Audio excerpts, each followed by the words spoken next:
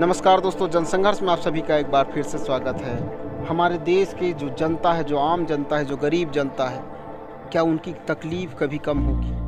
क्या उनकी गरीबी कभी दूर होगी? इसके बारे में कौन सोचेगा? जो राजनेता है, जिसको चुनकर वो खुद भेजते हैं, जिनके लिए वोट करते हैं, वो तो उनको लूटते ही लूटते हैं। जो अधिकारी है, जिनके ऊपर भरोसा करके कम से कम ये हमारा काम कर देगा, लेकिन वो भी रिश्वत के रूप में उनको लूटते हैं।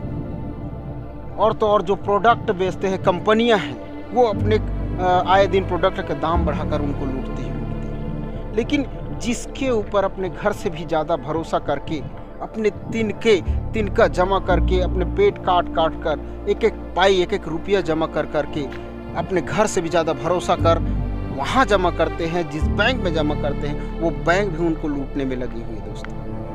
दोस्तों 8,500 करोड़ रुपया मिनिमम बैलेंस के नाम पर काट दिया गया है। जो हमारे गरीब जनता का खाता है, उनसे लूट लिया गया है बैंकों के द्वारा। 8,500 करोड़ केवल मिनिमम बैलेंस के नाम पर गरीबों से लूटा गया है, गरीबों के खाते से काटा गया है। छोटी मोटी रकम नहीं है दोस्तों, ये कमाई है बैंकों की। गरीब जनता मर जाए, कुछ भी करे, उनको तो केवल पैसा चाहिए।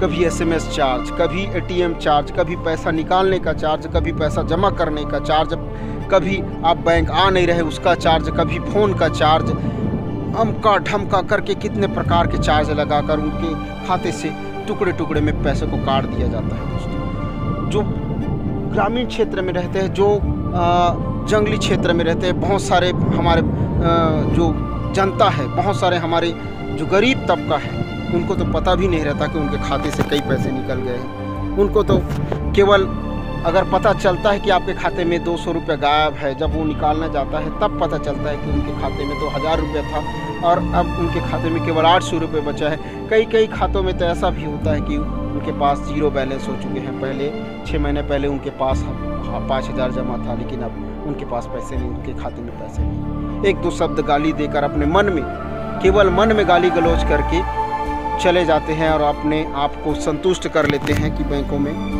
पैसा आप जमा नहीं करना, लेकिन फिर भी उन्हीं बैंकों के ऊपर भरोसा करके पैसा जमा करते हैं। दोस्तों आखिर जाए तो जाए कहाँ?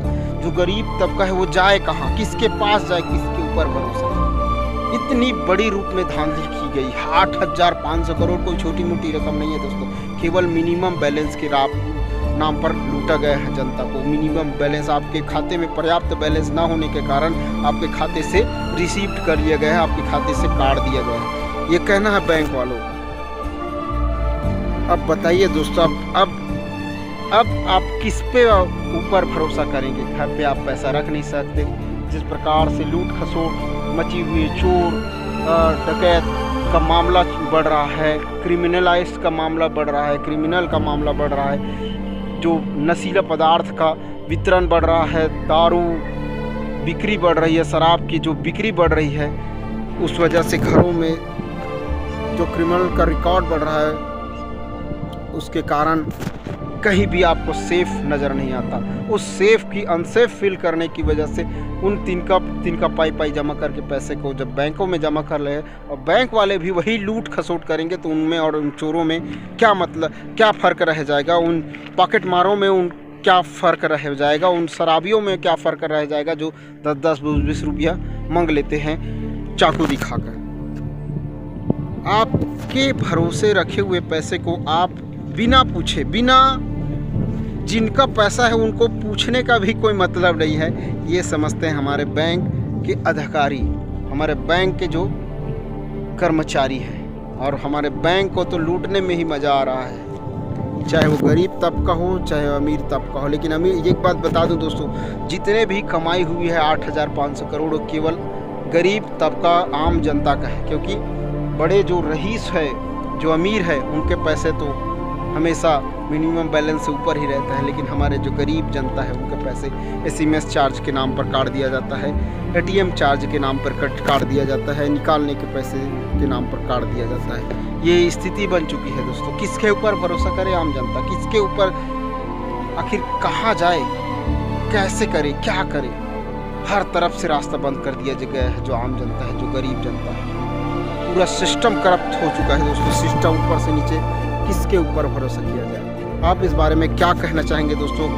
कमेंट करके हमें ज़रूर बताइएगा। पहले जो इंदिरा गांधी थे उसके समय नेशनलाइजेशन किया गया था, लेकिन अब तो सभी प्राइवेट सेक्टर और प्राइवेट सेक्टर की वजह से मिनिमम बैलेंस रखना अनिवार्य कर दिया गया है और पता नहीं ये लूट खसोट कब तक चलेगी। चलिए आप इस बारे में क्या कहते हैं दोस्तों, हमें कमेंट करके ज़रूर बताइएगा। जय हिंद।